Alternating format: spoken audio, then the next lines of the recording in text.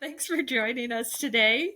We're talking to Seth, and Seth is a Facebook group leader in the homeschool community. He runs a group called Strictly Secular and Inclusive Homeschooling, and it's been growing rapidly. I've been watching your growth the last few months, Seth, and it's been really awesome just to see that homeschooling community growing. And you guys are kind of a special type of group because you do deep dives on curriculum, right? And sort of do a whole bunch of the legwork and the research for the homeschooling community on their behalf, which is Yes. super cool.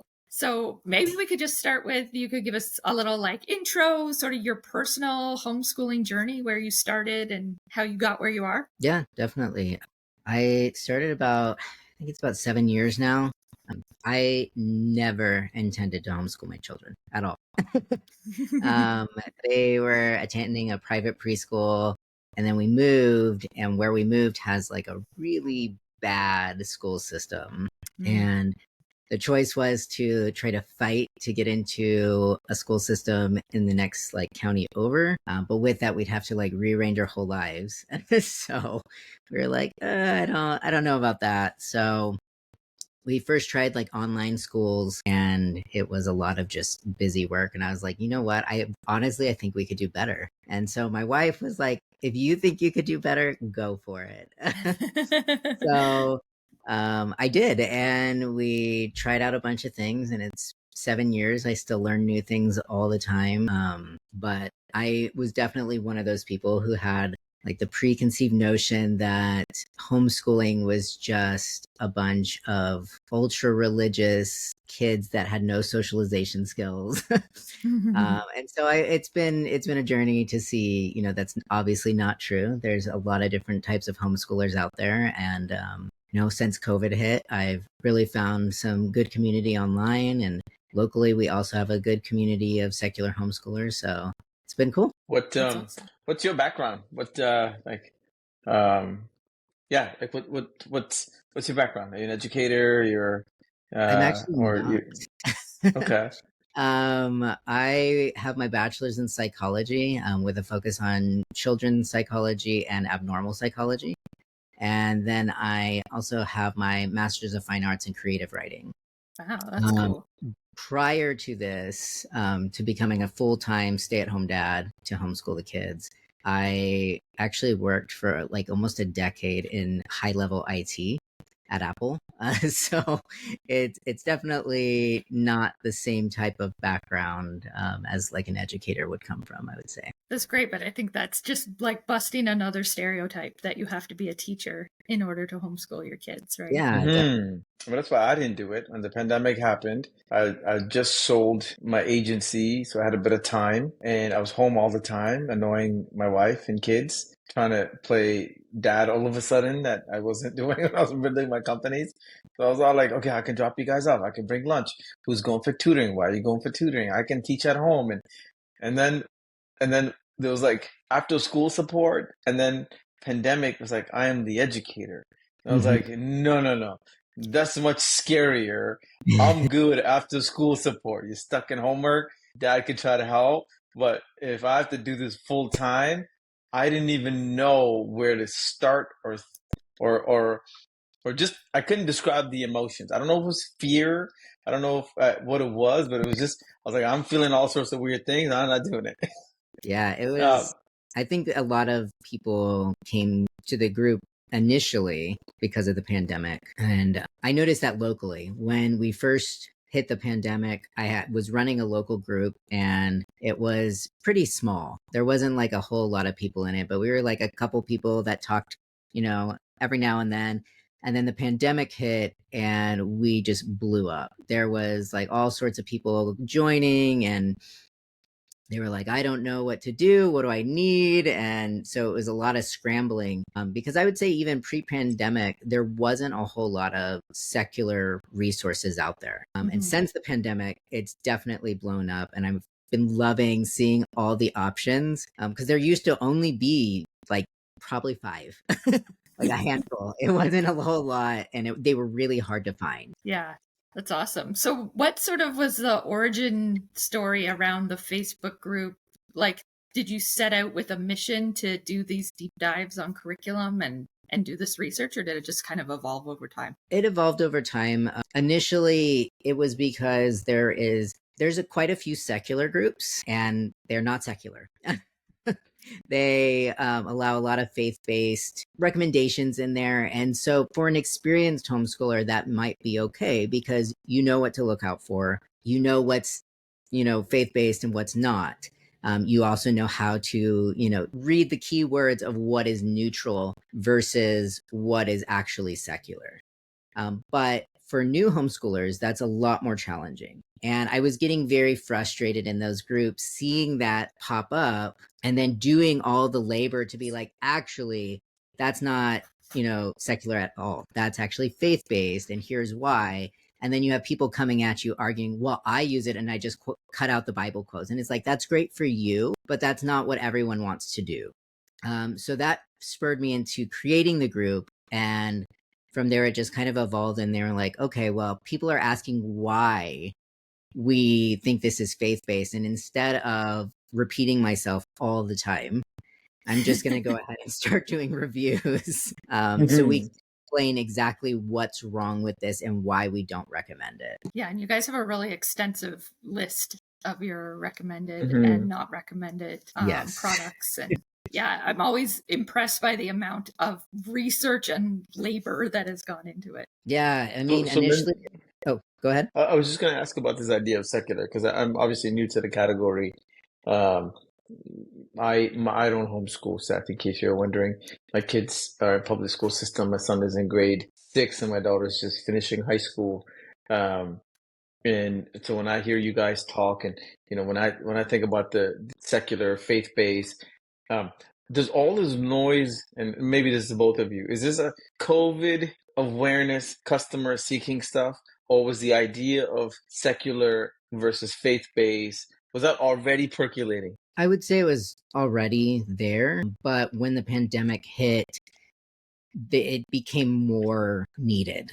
I would say there was always a need for it, but there wasn't as many non-religious families turning to homeschooling as there was in the past. And so it's been a bigger ask more recently and since the pandemic, I would say. Yeah, there's, the religious homeschoolers was really sort of the main homeschooler in like the 80s and before. And then it's really, as homeschooling has been growing, it's the secular group that's growing the fastest at this point. And that's a lot more. I think COVID really spurred it on a lot too, where a lot more people who are in public school are starting to make the switch to homeschooling. And they're maybe more often looking for secular resources. I would agree with that. I've seen a lot of talk about politics too when we look at places like Florida, which is banning a lot of critical educational topics. They're not allowing anything remotely LGBTQ to be presented in schools, which a lot of kids need that. So I have seen quite a few families that are either, LGBT themselves or they have an LGBT child, pulling them out of school so that they're, one, not in an environment where they're very well set up to be bullied, even by teachers and, the principals and, the whole school system, but just so they get the education that they deserve. I would say that's the same when we see people talking about, well, we need to take CRT out of schools, and people are like, but I want my kid to learn that. You don't get to decide that just because you don't want your child to learn that, my child doesn't get to learn it too. And Lindsay and I talk about it all the time, like there's very few industries globally that have not had to change. And for some reason, we keep leaving the school system and the education ecosystem fairly untouched. And 150 years later, predominantly it's the same thing. Right. We push, we fight, we poke, but we all walk away going, screw it, man, I'm gonna leave it alone and do something else. But the system has somehow withstood the pressure from the public to adapt and change. Yeah, I would definitely agree with that. I mean, doing what I've been doing with the group, I've also learned a ton about like the public school system and how they work and all of the moving pieces just to get a curriculum approved. Like it's no wonder they don't change because it's impossible. It's impossible to get anything new or different in the school system. And homeschooling gives parents that flexibility. They are able to choose what they want their kids to teach. Maybe in some cases that's not always a good thing, but in other cases, it's a great thing.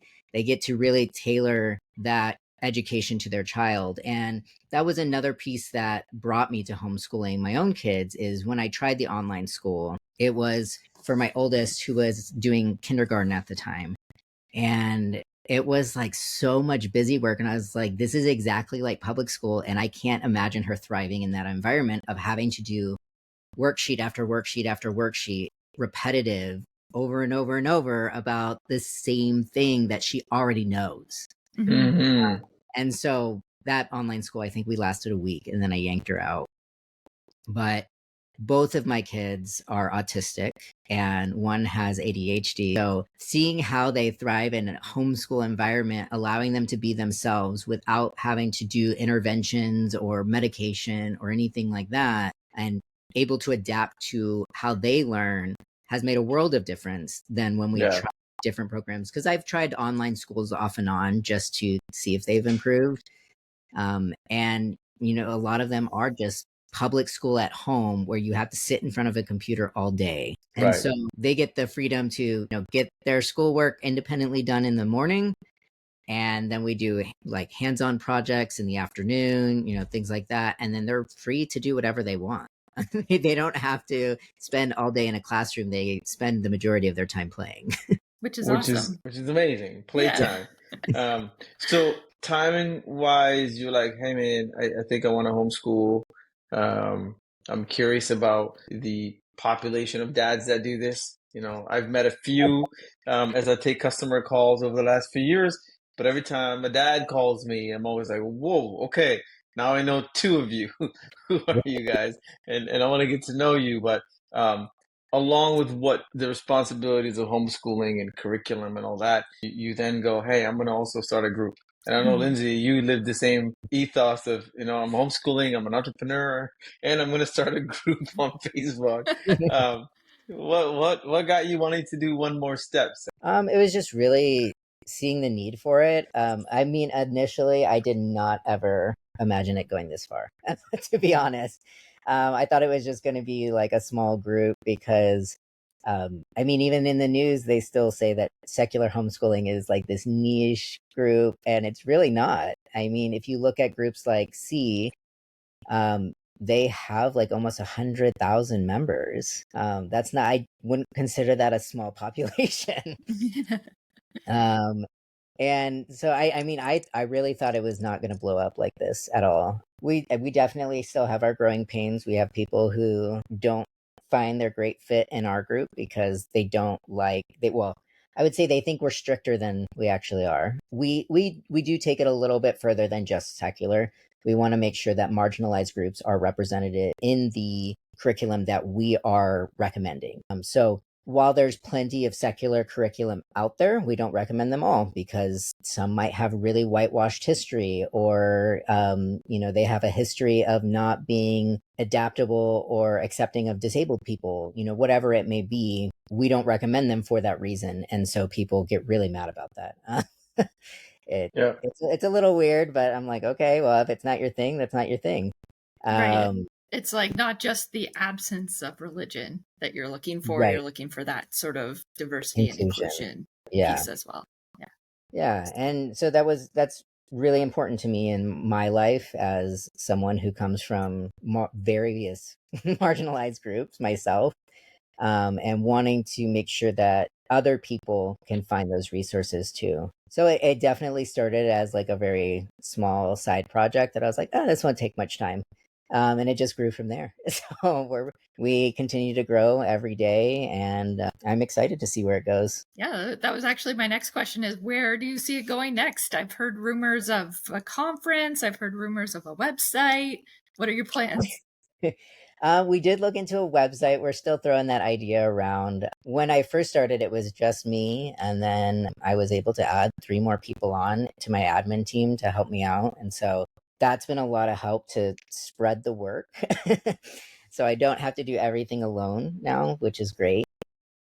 But yeah, we've kicked around the idea of a website. Right now, we're focusing really on our reviews and doing deeper dives into multiple different curriculums so that we can really go beyond, well, it just has faith-based material, or, we found this one line and so we don't like it, that sort of thing. So we're really doing a deep dive to say not only what we don't like about it, but what we do like about it, what works, why it may work, but we don't recommend it.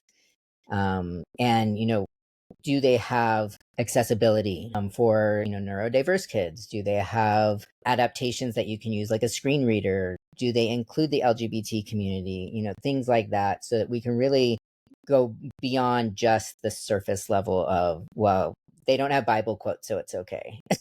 Mm. No, that's very thoughtful. Um, how are you growing your base? Is it word of mouth? Are you actively running campaigns to win new members? To be honest, every now and then we'll mention our group in another group if someone's looking for resources, but a lot of it comes from our members. Mm. We will see someone will tag us in another group, and then all of a sudden we have like 20 member requests in like a few minutes. So a lot of it is just word of mouth. We haven't really gone beyond that at this time. We haven't seen a need for it just yet, I would say. Yeah. So it's been really an organic type of movement and growth. Yeah, when we first got into this business 4 years ago, Facebook groups and Facebook admins were really important for us to understand if the business we're building and what we thought the market needs was aligned. And for Yeah. that, we needed to be allowed to get into some of these groups so we can at least listen and watch the conversations, even if we had nothing to add. And I personally joined hundreds of groups all over the world to kind of see those that would let me in. Right. Most of them were like, who's this Satish guy trying to sign up? Like, we're not letting him in. But the ones that did let me in, I'm paying attention to just their conversations and things like that. But in your group and just your sort of insight into this, what would you say is sort of the top 3 concerns your parents immediately feel when they decide to homeschool? I would say the first thing they think is, can I do this? I don't feel equipped to do this. I'm not a teacher. I don't have any background in education. How can I do this? The second is, what is the best curriculum? We get that question a lot. What is the best curriculum out there? And we have to say, well, we need to know more about you, because every curriculum is vastly different. You're going to find a different approach to how each of them teach. And so we really need to know more about you and your child and how they learn and how you're equipped to teach them. And then I would say the third one after all of that is, okay, now that I know that, what are your recommendations? Yeah, and I see that question all the time in groups. So what is the best curriculum? Mhm. And that's sort of the general response is there is no best, because every child is different and every family is different. And what Yep. is the best fit for one family may not work at all for another. So Yes. I would Mm. say those conversations usually lead to arguments, because someone will be like, well, A, B, and C is the best ever. My child is going to Harvard because of it. And someone else will come and comment and say, well, my kid hated it. It was the worst thing ever. I don't know what you're talking about. And so we try to take a different approach with that. And like, there is no best. There's the best fit for you and your child, but that's going to be different for everyone. exactly. Okay, then on the other side, having seen so many products and reviews and recommendations, and I'm sure every brand hits you up with a partnership, offer and messaging. Um, I'm trying to figure out how to structure this in a two-part question, Seth. One is, um, what what do you find frustrating with the products that are out there from both as a parent and somebody who's in the business of reviewing? And that is based on this sub question of like, there was so many copycat ideas that came out during COVID. Mm-hmm. Everybody who didn't give a shit about this target, this mom who was only focused on selling to teachers and boards and districts, all of a sudden it was like, oh my gosh, we got to sell to homeschoolers. And we Right. saw so many new companies that pop up, and a bunch of them went out of business and stuff. But from what you've seen, what is sort of like similar and repetitive in all of them? And then if you had a magic wand and a team of developers in Apple and $1 million, what do you think is missing? I would say there are a lot of companies now relying, especially now, I would say in the past year or so, there's been so many popping up with AI, and it's all the same. You can definitely tell which ones, because they have like this very specific AI watercolor art, and that's like a dead giveaway that they used AI for their art. And they'll use AI for the actual material too, so that they can pump it up quickly. So there's a bunch of companies that all look very, very similar. They all have very similar like projects and worksheets, and they're very surface level. So there's no deep discussions about what the kids are learning. It's just you read a block of text, you answer some questions, and it's exactly what most people left public school from. Like they don't want their kids doing these worksheets all day and that's it. But a lot of people feel so overwhelmed that they just go with something like that so that they have something to give their child. And a lot of those packets, they're able to pump them out so quickly because they use AI. But at the same time, it's just pulling from like free resources of like public school textbooks that have a lot of the same issues that the group I run is trying to remove. Like it has the whitewashed history, it has very surface level things, and there's no deep discussions about any of the topics that they present. It'll be like, here's a pulley system, now answer these questions. It doesn't explain really in depth like how a pulley system works or why we would use pulley systems or anything like that. And so are they educating their child? Technically, yes. But they're not getting a quality education that way. And those companies prey on that, which frustrates me to no end, because they will be hundreds of dollars to get these packets that you just print out and give your child, and they have no substance. So that's been really, really, really frustrating to me personally. But one of the things that we've done to try to combat that is we've been really uplifting smaller companies that hold our values and represent what we are hoping to see continue in the future. So Schoolio is one of our recommended list because they're great at really addressing the needs of the neurodiverse population. And we value that a lot, as well as other diversity, things, marginalized groups that we want to see represented. And so one of the things that we have done recently is started a subgroup that's just for curriculum creators to ask questions and, what are people wanting, on this topic? Or, I really want to do a deep dive into, the Harlem Renaissance. What are own voice books that you can recommend that we use in our book study? So things like that, so that they're getting quality resources essentially for free to help build up their own companies, so that we do have those secular diverse companies as an option, and they're not just dying out because they're losing business to these AI companies. That's awesome. So you have your one group supporting homeschoolers who need content, and now you have a new group supporting content creators. Yes. Yeah, that's awesome. And I have to thank Facebook group leaders, because really those are the biggest communities. You guys do so much work, and you really you can't monetize as an influencer the way that IG or TikTok can, right? So it's really like passion-based, mission-based, serving your community over there. So on behalf of the community, I will thank you for your time and effort. Thank you. So what's I think Lindsay was alluding to it a little earlier. So are you seeing this as a potential business at some point and create a new blueprint where Facebook admins can learn how to turn something like this into an actual venture, right? Most folks that we meet are just amazing humans that don't have a way to monetize it, and then it gets sticky and emotional and sort of addictive because you have people signing up every day and you want to pay attention and you want to do stuff. But at one point, it's like, wait, I have so many people. What am I doing with this business? Um, I'm curious from your perspective, as this thing grows and scales over the next X number of years. Do you see a business in this? I'm not sure. I'm just kind of letting it go as as I go. I'm actually disabled, so technically I cannot work. This is something that I do on my free time when I'm feeling good. But that's, another struggle in America is if you are labeled as disabled, you can get disability, but in the chance that you can do something, you can't work because you'll lose your disability, you'll lose your insurance. It puts you in a really tight spot. Mm.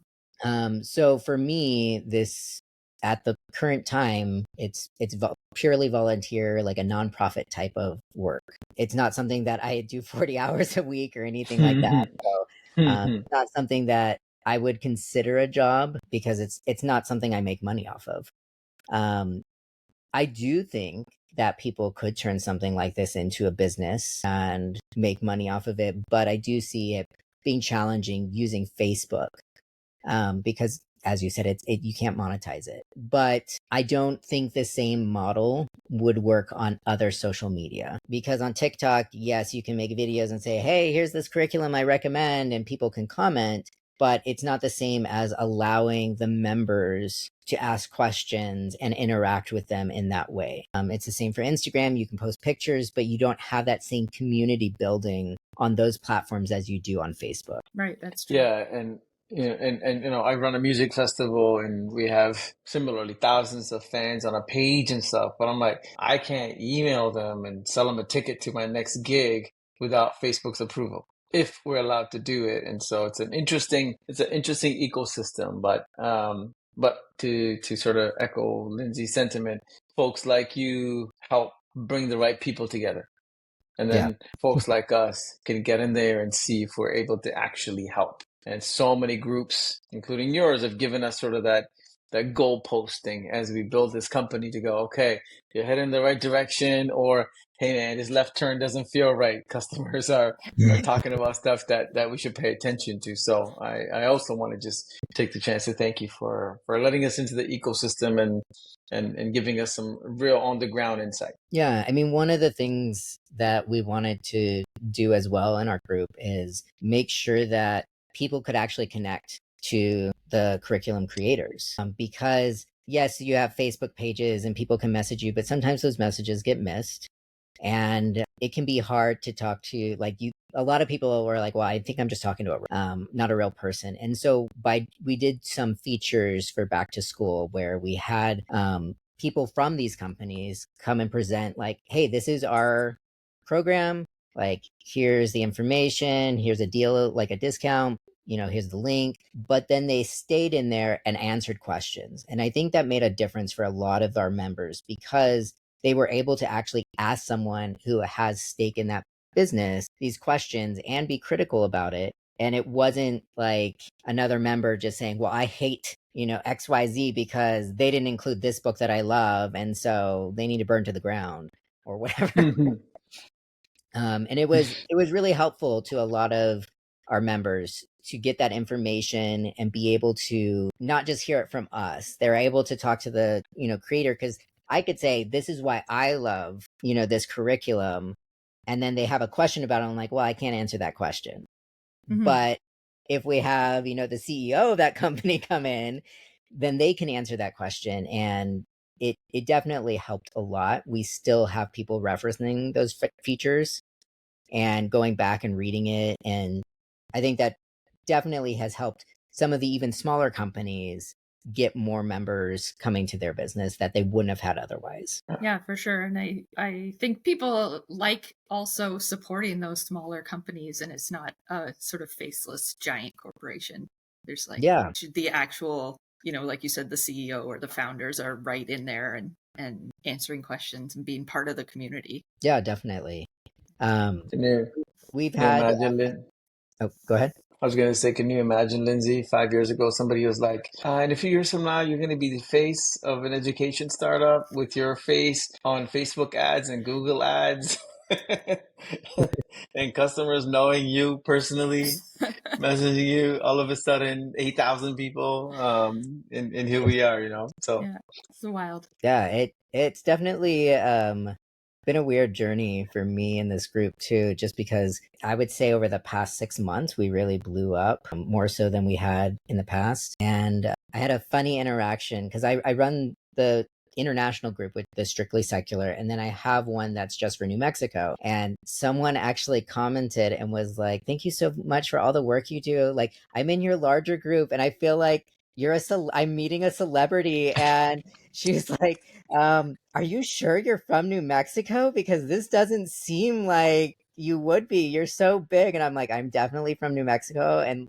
like until then, I hadn't really realized how big the bigger group was. And I was like, "Oh wow, this is weird." Yeah, for sure. You're a name in the homeschool leaders community for sure now. Yeah, I've definitely been getting more asks from curriculum creators and other secular groups. So it's been interesting to not notice that it was growing as much as it was, and then all of a sudden people are like, "Hey, I want to chat with you about this." You're Hey in the man, celeb world now. 7,000 is crazy. I met somebody earlier today, Lindsay, who lived up north. Oh no, he was born in Calgary and grew up on the outskirts of Calgary, and his entire town was like 3,500 people. And I was like, man, Seth is twice the size of your city. It's crazy. I graduated from a community like that. Like I have more members in like secular than where I graduated from. So Yeah, That's yeah. awesome, man. Well, thank you for making some time for us. yeah, definitely. Thank you for having me. Any last parting words, Lindsay, before we stop the actual recording? No, thanks for coming on, Seth, and sharing a bit about your group and your journey. It's been awesome. Thank you guys for having me. I look forward to continue to work with you and can't wait to see what Schoolio comes out with next.